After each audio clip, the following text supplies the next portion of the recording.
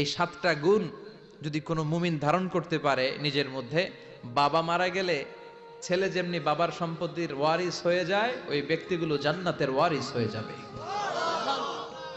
সূরাতুল মুমিনুন এটা নাজিলের একটা প্রেক্ষাপট আছে, ব্যাকগ্রাউন্ড। আমরা বলি শানে নুজুল বা সাবাবে নুজুল, কখন নাজিল হলো। এটা মাক্কি যুগের মাঝামাঝি সময়ে নাজিল হয়েছে। বিশ্বনবীর জীবনে 2টা পর্ব, 2টা ইনিংস, একটা মাক্কি ইনিংস আর একটা মাদানী ইনিংস। ইনিংস বুঝেন তো, ছেলে পেলে ক্রিকেট খেলে খুব, ইনিংস বললে সহজে বোঝে। একটা মাক্কি ইনিংস আর একটা মাদানী ইনিংস। এটা মাক্কি ইনিংসের মাঝামাঝি সময়ে নাজিল হয়েছে। তিরমিজিতে এবং মুসনাদে আহমদ ইবনে হাম্বালে হাদিসটা এসেছে। হাদিসের বর্ণনাকারী সাইয়েদনা ওমর ফারুক, তিনি বলেন, আমরা বিশ্বনবীর পাশে বসে আছি, হঠাৎ দেখি মৌমাছির ভনভন ভনভন শব্দ। ডানে বায়ে আমরা মৌমাছি খুঁজতে লাগলাম, কিন্তু খুঁজে দেখি কোনো মৌমাছি নাই। সুবহানাল্লাহ পড়েন। ওমর ফারুক বর্ণনা করেন, সুনানে তিরমিজির হাদিস, মুসনাদে আহমদ ইবনে হাম্বালের হাদিস। ওমর ফারুক বলেন, সাহাবাদের সাথে বিশ্বনবী একদিন বসা ছিলেন, আমরা হঠাৎ করে মৌমাছির আওয়াজ শুনতে পেলাম। ডানে বায়ে সামনে পেছনে খুঁজে দেখি কোথাও কোনো মৌমাছি নাই। আমার আর বুঝতে দেরি হলো না, তাহলে এটা মৌমাছি না, বিশ্বনবীর উপরে কোরআনের আয়াত নাজিল করছে কে? বিশ্বনবীর কাছে 7টা প্রক্রিয়ায় কোরআনের আয়াত নাজিল হতো। আমরা এই যে একটা কিতাবের ভিতরে কোরআন পেয়ে গেছি, কি সুন্দর 30 পারা। বিশ্বনবীর কাছে কি আল্লাহ তাআলা এইভাবে একটা কোরআন হাতে তুলে দিছিল? কথা কর। 23 বছরের লম্বা ডিউরেশনে, 23 বছরের লম্বা সময়ে, নাজমান নাজমান ইয়ানি কালিলান কালিলান, অল্প অল্প করে, হাসবা হাওয়াইজিল বাশার, মানব জাতির প্রয়োজন অনুসারে, কোনদিন 1 আয়াত, কোনদিন 10 আয়াত, কোনদিন 5 আয়াত, এভাবে করে করে 23 বছরের লম্বা জিন্দেগিতে আল্লাহ পুরো কোরআনটা বিশ্বনবীর উপর নাজিল করেছে। বিশ্বনবীর কাছে এই যে কোরআন নাজিল হতো, এগুলোর অনেকগুলো প্রক্রিয়া আছে। সহিহ হাদিসে এসেছে অনেকগুলো প্রক্রিয়া পাওয়া যায়। 1 নাম্বার প্রক্রিয়া, মিসলা সালসালাতিল জারাস, ঘন্টার ধ্বনির মতো বিশ্বনবীর কাছে কোরআন পাঠাতো কে? ঘন্টা চিনেন না? এদিকে হাই স্কুল আছে লক্ষ্মীপুরে, আছে? এই হাই স্কুলে বা প্রাইমারি স্কুলে ছুটির সময় দপ্তরি ঘন্টা বাজায় না? ঘন্টা বাজালে কি হয়? আওয়াজ হয়। বিশ্বনবী বলেন, ঘন্টার ধ্বনির মতো বিকট আওয়াজে রব্বুল আলামিন আমার কাছে কোরআন পাঠাতো। এই পদ্ধতিতে বিশ্বনবীর কাছে যখন কোরআন আসতো, প্রচন্ড শীতের রাতে বিশ্বনবী ঘামতে ঘামতে হয়রান হয়ে যেতেন। সুবহানাল্লাহ, কি মজার কোরআন আমরা পাইছি, খুলি আর পড়ি। বিশ্বনবী এই কোরআনকে রিসিভ করতে কত কষ্ট করেছেন। শীতের রাতে, কনকনে শীতের রাতে এই কোরআনকে রিসিভ করতে যে উনি ঘেমে একাকার হয়ে যেতেন। এই হলো একটা প্রক্রিয়া, ঘন্টার মতো কোরআন আসতো। 2 নাম্বার প্রক্রিয়া, মিন ওয়ারাইল হিজাব, পর্দার অন্তরাল থেকে আল্লাহ নিজেই কোরআন পাঠিয়ে দিতেন। বিশ্বনবী আল্লাহরে সরাসরি দেখে নাই। মেরাজের রাতে যখন আল্লাহর দিদারের জন্য গিয়েছিলেন, কথা শুনেছেন কিন্তু দেখে নাই। দুনিয়ার বুকে থেকে আল্লাহরে দেখা যাবে, জান্নাতে না ঢুকে আল্লাহরে দেখা যাবে নাকি? কথা বলেন। আল্লাহর সৌন্দর্য দেখার মতো কোয়ালিটি আমাদের আছে? আল্লাহর চেয়ে সুন্দর কেউ আছে? দুনিয়া সুন্দর, মানুষ সুন্দর, আসমান সুন্দর, জমিন সুন্দর, সুন্দরে সুন্দরে পাল্লা, জানি না কত সুন্দর তুমি আল্লাহ, জানি না কত সুন্দর তুমি আল্লাহ। সুবহানাল্লাহ পড়েন। মেরাজের রাতে আল্লাহর দেখেন নাই, পর্দার এপাশ থেকে আল্লাহ কথা বলে আর নবী শুনে, নবী কথা বলে আল্লাহ শুনে। সুবহানাল্লাহ। এই পর্দার ওই পাশ থেকে সরাসরি আল্লাহ ওহী করেছেন, বিশ্বনবী রিসিভ করেছেন। গেল 2 পদ্ধতি। 3 নাম্বার, ফিল মানাম, স্বপ্নে বিশ্বনবীর কাছে ওহী পাঠিয়ে দেয়া হয়েছে। কিন্তু কোরআনের কোন আয়াত এই স্বপ্নের পদ্ধতিতে আসে নাই, সব জাগ্রত অবস্থায় এসেছে। সুবহানাল্লাহ পড়েন। এরপরে সাইয়েদনা জিবরাইল মাঝে মাঝে নিজের সূরতে ওহী নিয়ে আসতেন। 2 বার বিশ্বনবী সাইয়েদনা জিবরাইলকে নিজের সূরাতে দেখেছিলেন। 1 দেখেছিলেন হেরা গুহায়, 2 দেখেছিলেন সিদরাতুল মুনতাহায়। সাইয়েদনা জিবরাইলের সূরাতে যখন সাইয়েদনা জিবরাইল কোরআন নিয়ে আসতেন, তখনও বিশ্বনবী ভয় পেয়ে যেত। আল্লাহু আকবার। এরপরে আরেকটা পদ্ধতি হচ্ছে, বিসূরাতিন নাস ইয়াতামাসসালু লাহু আল মালাকু রাজুলান। সাইয়েদনা জিবরাইল ওনার নিজের সূরাতে আসতো না, মানুষের সূরাতে আসতো।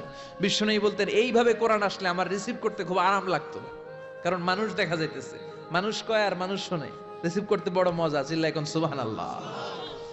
এরপরে আরেকটা পদ্ধতি হচ্ছে মিসলা দাওয়িয়া সাউতিন নাহাল, মৌমাছির গুনগুন শব্দের মতো চারদিকে ভনভন ভনভন গুনগুন গুনগুন শব্দ শোনা যায়, আসলে গুনগুন না, কোরআন নাজিল করে কে? সাইয়েদনা ওমর ফারুক বললেন, হঠাৎ আমরা ভনভন শব্দ দেখতে পেলাম, তাকিয়ে দেখি কোনো মৌমাছি নাই। হঠাৎ দেখলাম বিশ্বনবী আমাদের দিক থেকে চেহারাটা ঘুরিয়ে কাবার দিকে করলেন। হঠাৎ কিছুক্ষণ বিশ্বনবী একা একা মনোযোগী হয়ে কি যেন নিলেন, তারপরে আবার আমাদের দিকে মুচকি হেসে বললেন, ও সাহাবীরা শোনো, এইমাত্র কোরআনের 10টা আয়াত আল্লাহ আমার উপর নাজিল করেছে। আরে 10টা আয়াতের মধ্যে রব্বুল আলামিন মুমিনদের 7টা গুণাবলীর বর্ণনা দিয়েছে। কোন মুমিন যদি এই 7টা গুণ নিজের মধ্যে ধারণ করতে পারে, রব্বুল আলামিন ওই ব্যক্তিকে জান্নাতের মালিক বানায়া দিবে। আল্লাহু আকবার! কত নেয়ামত, কত অপরচুনিটি, কত প্রিভিলেজ আল্লাহ আমাদেরকে দিয়েছেন নিজেদেরকে সম্মানিত করার। এরপরও আমরা কোরআন মানতে চাই না। 7টা গুণ শুনবো আজকে মুমিনের। কয়টা? চিল্লায় বলেন সবাই, কয়টা গুণ শুনবো? 7টা গুণ। বিশ্বনবীর ইন্তেকালের পরে সাহাবারা মা আয়েশার কাছে যেয়ে বলে, ও আম্মা, আমাদের নবী কেমন ছিল বলেন? মা আয়েশা বলতেন, কানা খুলুকুহু আল কোরআন। বিশ্বনবীর চরিত্র ছিল কোরআনের চরিত্র। কিসের চরিত্র? পুরো 30 পারা কোরআনে থিওরিটিক্যালি যা বলে দেয়া আছে, বিশ্বনবীর জীবনীতে প্র্যাকটিক্যালি সেগুলো করে দেখানো আছে। সুবহানাল্লাহ। সাহাবারা বললেন, ও মা, এত সংক্ষেপে কেন বলেন? একটু বিস্তারিত বলেন, আমার নবীর চরিত্র কেমন ছিল? মা আয়েশা বললেন, ও সাহাবারা, তোমরা কি কোরআনের 23তম সূরা সূরাতুল মুমিনুনের প্রথম 10টা আয়াত তেলাওয়াত করো নাই?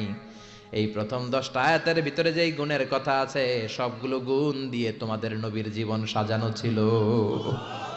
আমরাও চাই আমাদের জীবনটাও এই গুণাবলী দিয়ে আমরা সাজাবো। রাজি আছেন তো? আপনাদের মনোযোগ আছে? আপনারা সিরিয়াসলি কথাগুলো শোনার জন্য বসেছেন তো? তাকবীর দেন, লিল্লাহি তাকবীর। আল্লাহ বললেন, قد أفلح المؤمنون الذين هم في صلاتهم خاشعون। قد أفلح المؤمنون দিয়ে আল্লাহ শুরু করেছেন। قد أفلح المؤمنون, successful indeed are the believers। সফল কাম হলো তারা ঈমান এনেছে যারা। কার কথা? আল্লাহর কাছে সফলতার মানদণ্ড কি? ঈমান যদি না থাকে তার কোনো দাম in the day of judgement আল্লাহর কাছে আছে? চিল্লায় বলেন আছে? সেজন্য আল্লাহ বললেন, قد أفلح المؤمنون الذين هم في صلاتهم خاشعون। এই দুনিয়া এবং আখিরাতে সফল হয়েছে তারা, আল্লাহর উপর ঈমান এনেছে যারা। ঠিক কি না? সফল হয়েছে কারা? ঈমান এনেছে যারা। চিল্লায় উত্তর দেন, সফল হয়েছে কারা? নাকি যাদের টাকা বেশি এরা সফল, ক্ষমতা বেশি এরা সফল, এক নামে সারা বিশ্ব চিনে সেলিব্রিটি এরা সফল? সফল হচ্ছে ঈমানদার। আমরা সেই ঈমানদার গোষ্ঠীর মানুষ, আমরা সেই ঈমানের পথের সৈনিক। চিল্লায় বলেন ঠিক কি না?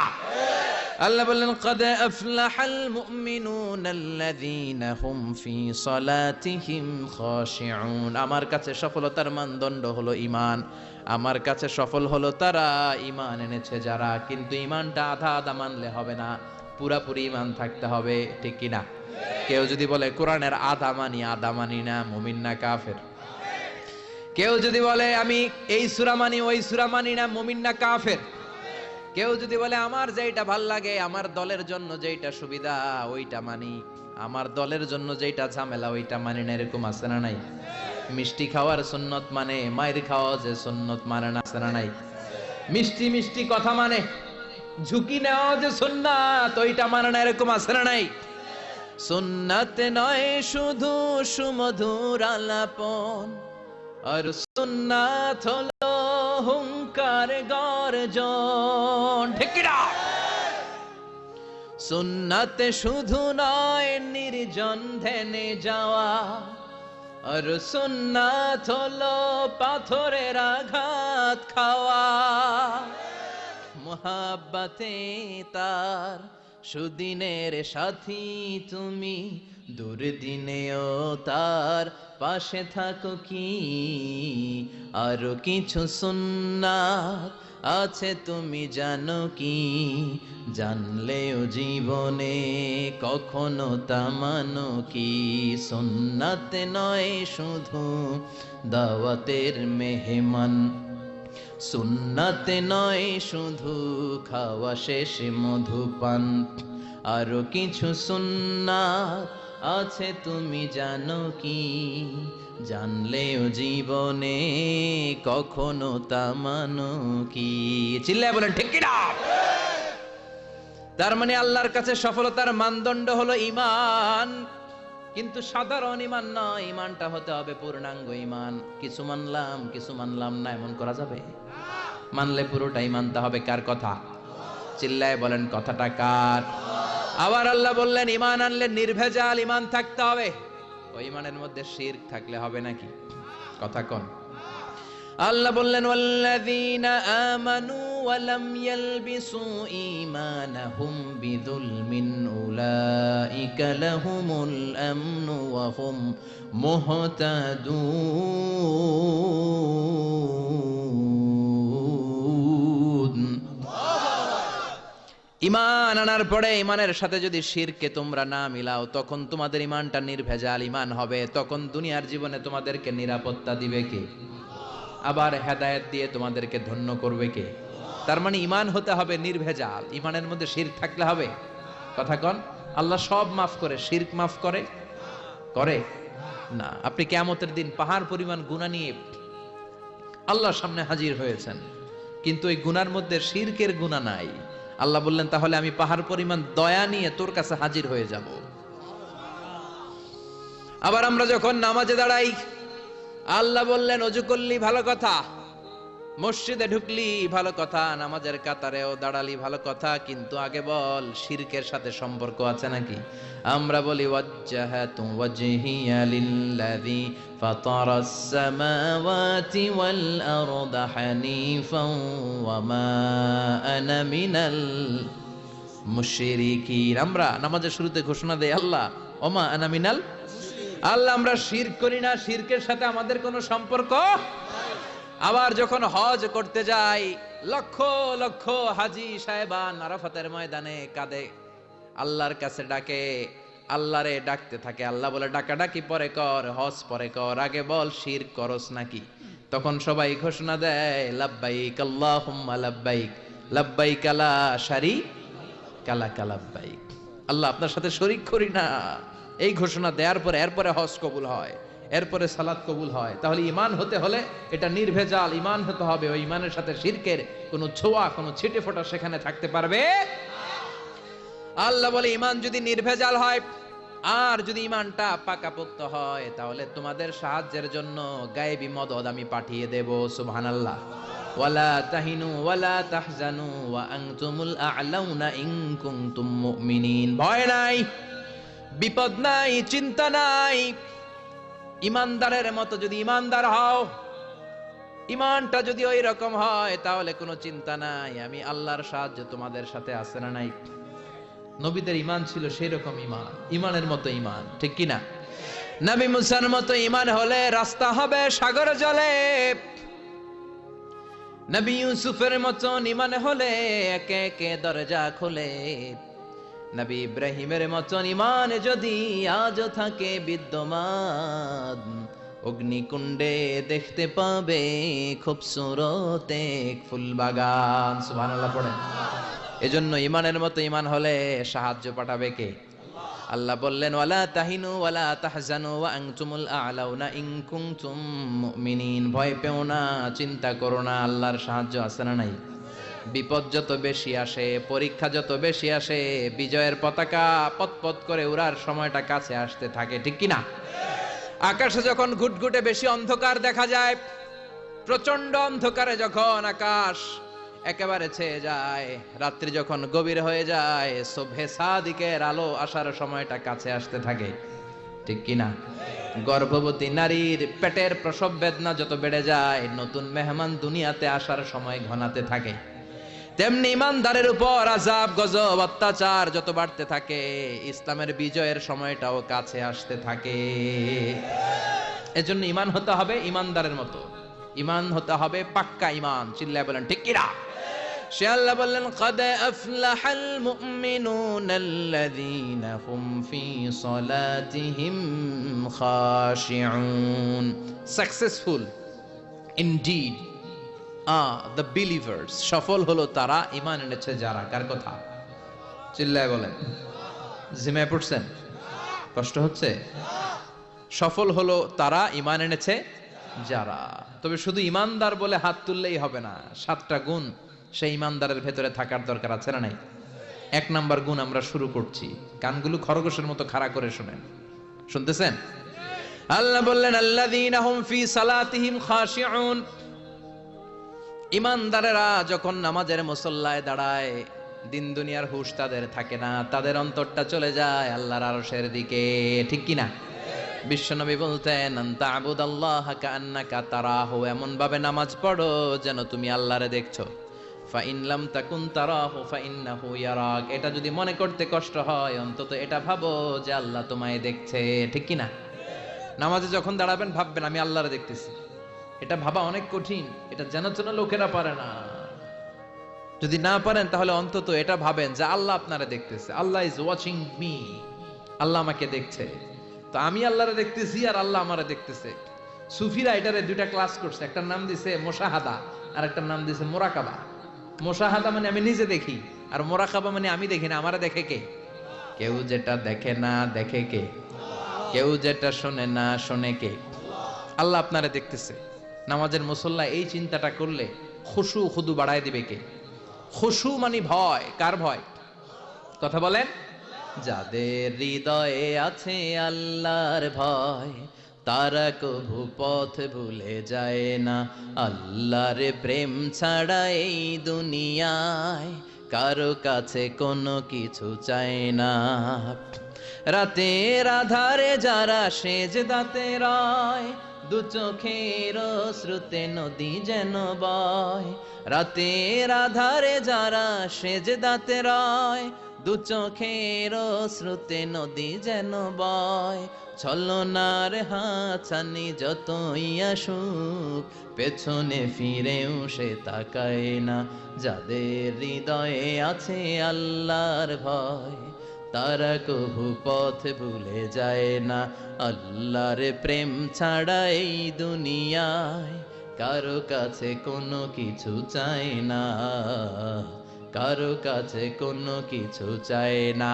ঠিক কি না? খুশু মানে আল্লাহর ভয়।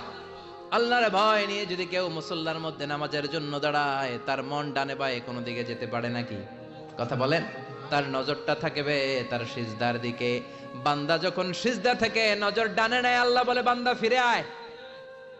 আবার যখন বাম দিকে নজর করে, আল্লাহ ডাক দিয়ে বলে আকবিল ইয়া ইবাদি আকবিল, ফিরে আয়। আবার যখন উপরের দিকে তাকায় বলে ফিরে আয়।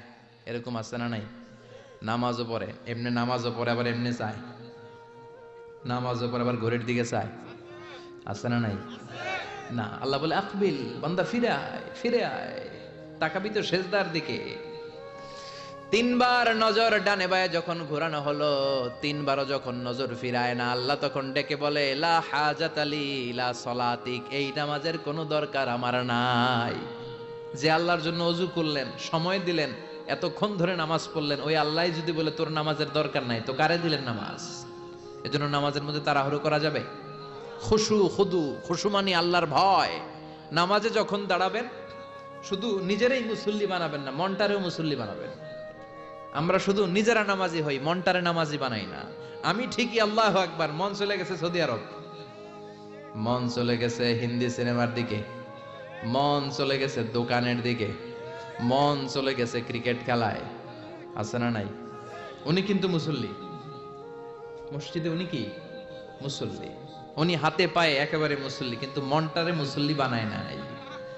এজন্য মনটারেও নামাজি বানাতে হবে। আমরা বলি মনটারে কাজ দেন, মনটারে কখনো অলস বসে থাকতে দেয়া যায় না। আপনিও মুসল্লি হবেন, মনটারেও মুসল্লি বানাতে হবে, তা না হলে মন ডানে বায়ে ঘুরবে। মনের আরবি হচ্ছে কলব।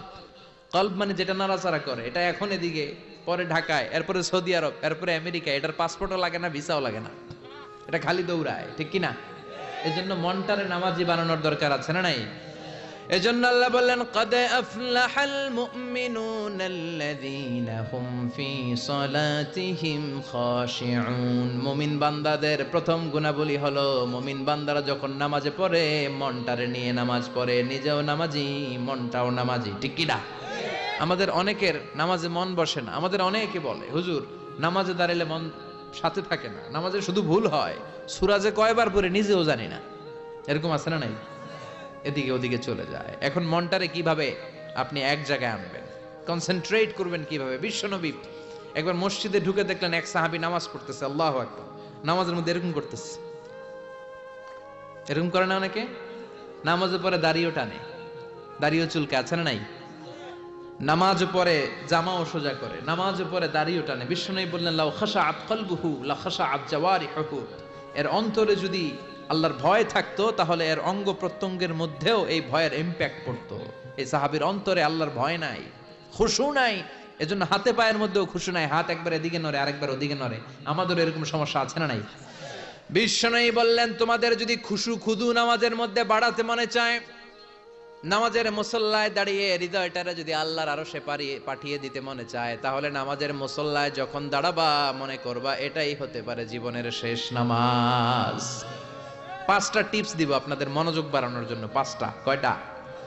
নামাজে মনোযোগায়ন কিভাবে করবেন 5টা টিপস খেয়াল করে রাখেন, কিভাবে নামাজের মনোযোগ বৃদ্ধি করবেন। টিপস নাম্বার 1, সল্লু সলাতান মুআদ্দিয়া, বিদায়ী নামাজ পড়বেন। মনে করবেন হতে পারে আজকের এই নামাজটাই আমার জীবনের শেষ নামাজ। এখন বাজে 10:30, আপনাকে বলা হলো আজ রাত 1টার দিকে আপনার জীবনের হায়াত ফুরিয়ে যাবে, চলে যাওয়া লাগবে না? আমাদের থাকতে পারবো আমরা? চলে যাওয়া লাগবে। রাত 1টায় মালাকুল মউত চলে এসে রূহ কবজ করে নিয়ে যাবে। আর 1.5 ঘন্টা আপনার হাতে সময়। এই 1.5 ঘন্টায় আপনি নামাজ রোজা যা পারেন করে নেন, আপনার হুঁশ থাকবে? কথা কন। 1.5 ঘন্টা পরে আপনার মরণ। আপনি তাড়াতাড়ি করে অজু করে আসবেন, যায় নামাজে দাঁড়াবেন, মনে মনে ভাববেন আজকে জনমের মতো মাফ চামু আল্লাহর কাছে, আকাম কুকাম যা করছি সব কাইন্দা একেবারে মাফ করায় ফেলাম আল্লাহর কাছে, ঠিক কি না? সেদিন আপনি অজু করবেন চমৎকার ভাবে পাঞ্জাবিটা পরে, আতর মেখে, টুপিটা পরে মুসল্লার মধ্যে দাঁড়িয়ে আল্লাহু আকবার বলে নামাজ শুরু করবেন। ওই দিনের নামাজে আপনার কোনো তাড়াহুড়ো নাই। আছে? আজীবন তাড়াহুড়ো করছেন, কিন্তু ওই দিন আপনার তাড়াহুড়ো নাই। ওই দিনের রুকুটা আপনার জীবনের শ্রেষ্ঠতম রুকু হয়ে যাবে। ওই দিনের সেজদাটা আপনার জীবনের শ্রেষ্ঠতম সেজদা হয়ে যাবে। ওই দিন আপনি সেজদায় পড়ে চোখের পানি দিয়ে জায়নামাজ ভিজিয়ে দিবেন না? কথা বলেন, দিবেন না? এর কারণ আপনি জেনে গেছেন এটাই আপনার জীবনের শেষ নামাজ, ঠিক কি না? তো এই যে প্রত্যেক নামাজের সময় মসজিদে যে আল্লাহু আকবার বলে যে দাঁড়াই, এই নামাজের পরে আবার কোনো নামাজের চান্স আমি জীবনে পাবো কিনা কোনো গ্যারান্টি আছে? চিল্লায় বলতে হবে, গ্যারান্টি আছে? আরো 30 মিনিট আমরা সবাই বেঁচে থাকবো, গ্যারান্টি? আরো 10 মিনিট বাঁচবো, গ্যারান্টি? শ্বাস যেটা ভিতরে নিলাম ফেলতে পারবো, কোনো গ্যারান্টি আছে? তাহলে প্রতিটা নামাজের সময় আমরা এই কথাটা ভাবি না কেন যে হতে পারে এই নামাজটাই আমার জীবনের শেষ নামাজ, হতে পারে আজকের এই সেজদাটা আমার জীবনের শেষ সেজদা। চিল্লায় বলেন ঠিক কিনা? বিশ্বনবী শিখায় দিলেন মনোযোগায়নের প্রথম পদ্ধতি। নামাজে মনোযোগ থাকে না, মনোযোগ যদি বাড়াতে চাও ভাবো এটাই হতে পারে জীবনের শেষ নামাজ। সল্লু সালাতান মুআদ্দিয়া, পারফর্ম দ্য সালাহ as if this is your last and final prayer. এমন ভাবে নামাজ পড়ো মনে করো এটাই হতে পারে জীবনের শেষ নামাজ। আজকে থেকে প্রত্যেকবার আল্লাহু আকবার বলার সময় এটা ভাবতে পারবো না আমরা যে হতে পারে এই নামাজটা আমার শেষ নামাজ। এই চিন্তাটা মাথার মধ্যে রাখার দরকার আছে না নাই? সাইয়েদনা আলী রাদিয়াল্লাহু তাআলা আনহু উনি যখন নামাজে দাঁড়াতেন দিন দুনিয়ার হুঁশ থাকতো না। উনার পায়ের মধ্যে জিহাদের ময়দানে তীর ঢুকেছে, তীর বের করতে গেলেই চিৎকার মারে, কাউরে তীর ধরতে দেয় না। বিশ্বনবী বললেন বেলাল আকিমিস সালাহ, নামাজের একামত দাও।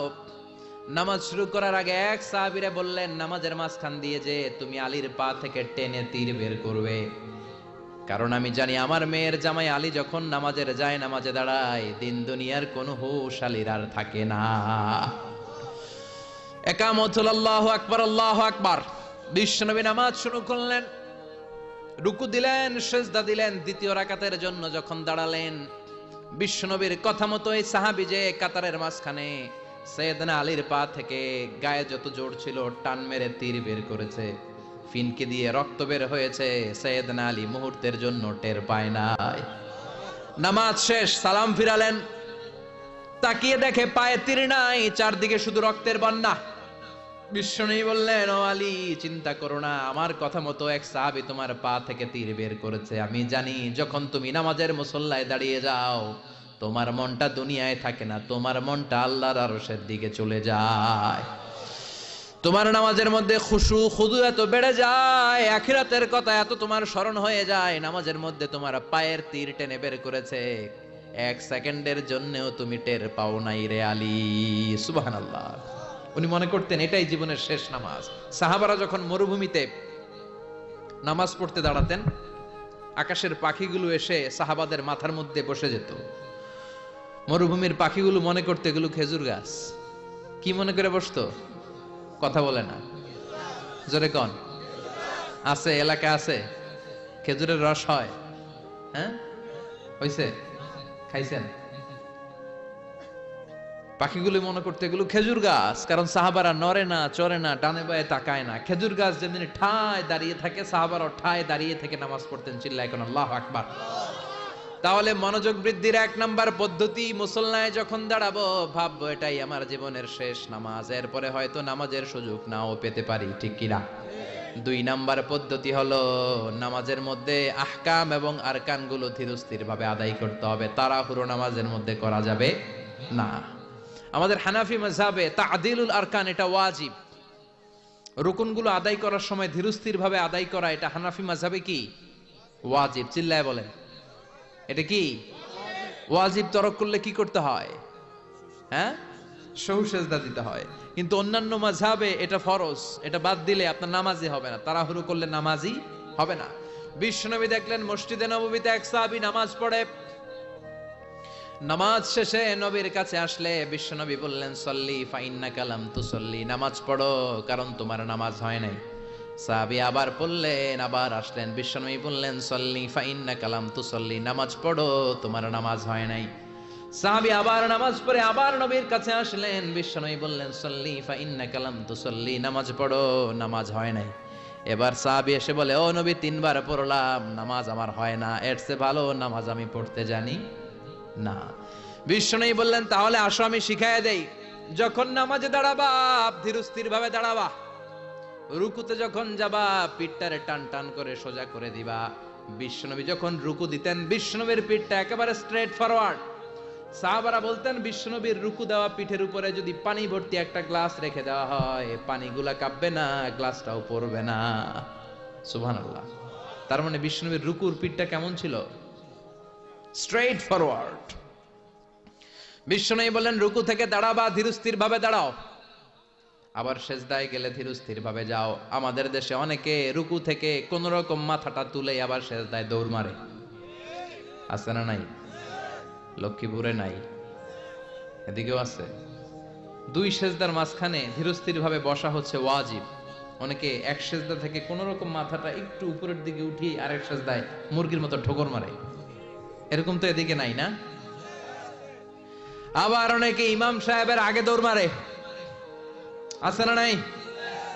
ইমাম সাহেব সামি আল্লাহু লিমান হামিদা বলে দাঁড়াইছে, ওনার আর সহ্য হয় না, উনি আগে সেজদা দিবে, কিন্তু ইমামের আগেও যাইতে পারে না, মাঝখানে যাইয়া হ্যাং হয়ে থাকে, আছে না নাই?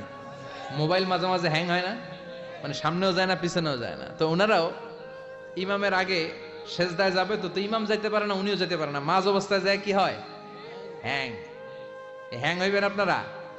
হ্যাং হওয়া যাবে না। তাহলে মনোযোগ বাড়ানোর দুই নাম্বার পদ্ধতি হচ্ছে কি করবেন? ধীরস্থির ভাবে। There is no rushing in salah, there is no hastiness in salah। নামাজের মধ্যে কোনো তাড়াহুড়ো নাই, তাড়াহুড়ো করলে এটা নামাজ হয় না। এমনকি নামাজের দিকে বিশ্বনবী তাড়াহুড়ো করে যেতেও নিষেধ করেছেন। ইদা উকিমাতিস সালাহ, নামাজ যখন শুরু হয়ে যাবে ধীরস্থির ভাবে যাবেন, তাড়াহুড়ো করে যাওয়া যাবে না। তিন নাম্বার পদ্ধতি, জামাতে পড়বেন, তাহলে মনোযোগ বাড়ায় দিবে কে? বিশ্বনবী বলেন, সালাতুল জামাআত তাফদুলু সালাতাল ফাজদি বি27 দারাজা। একা একা নামাজ পড়লে যতটুকু সওয়াব হয়, জামাতে নামাজ পড়লে 27 গুণ বেশি সওয়াব হয়। জামাতে পড়ার দরকার আছে না নাই? জামাতে পড়লে আর মনোযোগ এদিক সেদিক যায় না, সবাই আল্লাহু আকবার, আমি আল্লাহু আকবার। সবাই আসসালামু আলাইকুম রহমতুল্লাহ, আমিও আসসালামু আলাইকুম রহমতুল্লাহ। মন আমার এদিক সেদিক যাওয়ার সুযোগ আছে কম, ঠিক কিনা? 4 নাম্বার, নামাজে যা বলেন অর্থ বোঝার চেষ্টা করেন। আমরা সালাতে যেটা বলি এটার অর্থ বুঝি না। আমরা প্রতিদিন বলি আলহামদুলিল্লাহ রাব্বিল আর রহমানির মালিকি, আবার বলি সামি আল্লাহু লিমান হামিদা, কি কইলাম বুঝি নাই। সুবহান রাব্বিয়াল আলা মানে কি জানি না। আত-তাহিয়াত লিল্লাহি ওয়াস সালাওয়াত ওয়াত তাইয়্যিবাত অর্থ কি জানি না। এজন্য সালাতে যা বলেন এটা বুঝে বুঝে বলার চেষ্টা করেন। অ্যাট লিস্ট সালাতে যেটা আপনি পড়েন এটার অর্থটা শেখার চেষ্টা করেন, তাহলে বললে হৃদয়ের মধ্যে টাচ লাগবে, অন্তরে দরদ লাগবে, চিৎকার করে বলেন ঠিক কিনা। 5 নাম্বার পদ্ধতি, নামাজের মধ্যে যে সুন্নাত গুলো আছে সুন্নাত গুলো আদায় করবেন, তাহলে নামাজের মধ্যে মনোযোগ বাড়ায়া দিবে কে? হাত তোলা সুন্নাত তোলেন। রফউল ইয়াদাইন যদি করেন, অভ্যাস যদি থাকে, বারবার হাত তোলা তুলেন, প্রতিবার তুললে 10টা করে সওয়াব। আমিন বলবেন, যেই মসজিদে জোরে জোরে বলেন, আস্তে তো আস্তে বলেন, কিন্তু বইলেন, বলার দরকার আছে না নাই? বিশ্বনবী বললেন ইদা আম্মানাল ইমাম আমিনু, ইমাম যখন আমিন বলে তোমরাও আমিন বলো, কারণ তোমরাও যখন আমিন বলো ফেরেশতারাও আমিন বলে। তোমাদের আমিন ফেরেশতাদের আমিন যখন মিলে যায় তোমাদের জীবনের সব গুনাহ মাফ করে দেয় কে? এজন্য আমিন জোরে কোন বাস্তে কোন বলবেন, এটা ছাড়বেন না। তাশাহুদের মধ্যে আঙ্গুল তুলবেন, হয় নাড়াবেন নয় তুলে রাখবেন, এটা সুন্নাহ।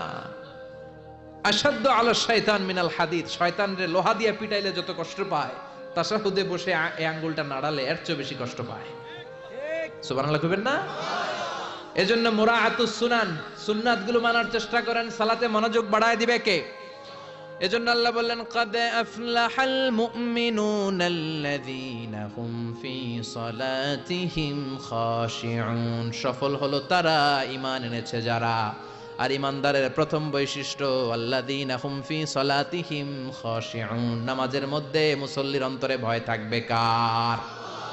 মনে থাকবে খুশু খুদু, এটার বলে হুজুরুল কলব, অন্তরটারে ধরে রাখতে হবে।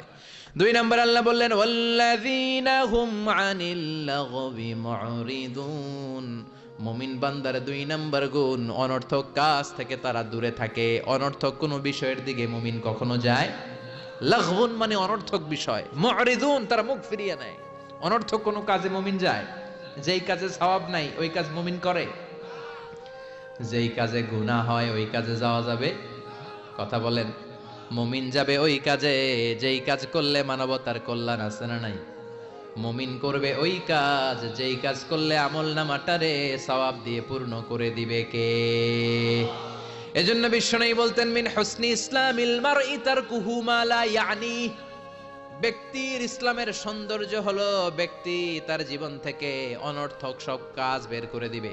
যাই করবেন অর্থবোধক হইতে হবে। অনর্থক কোনো কাজ করা যাবে? কথা কন। আপনি যেটা বলবেন এটার যেন অর্থ থাকে, আপনি যেটা করবেন এটার যেন অর্থ থাকে।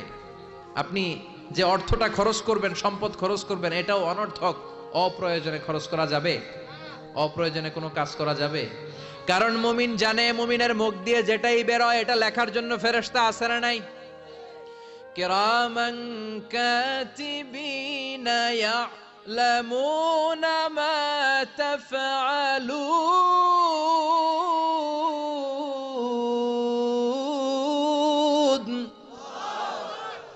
যাই করি ভালো হোক কিংবা মন্দ হোক লিখে রাখার জন্য কিরামান কাতিবিন আছে না নাই? আবার মুমিন জানে মা ইয়ালফিযু মিন কাউলিন ইল্লা লাদাইহি রাকিবুন আতীদ, মুমিন তার মুখ দিয়ে যেটা বের করে সেটা লিখে রাখার জন্য ফেরেশতা আছে না নাই?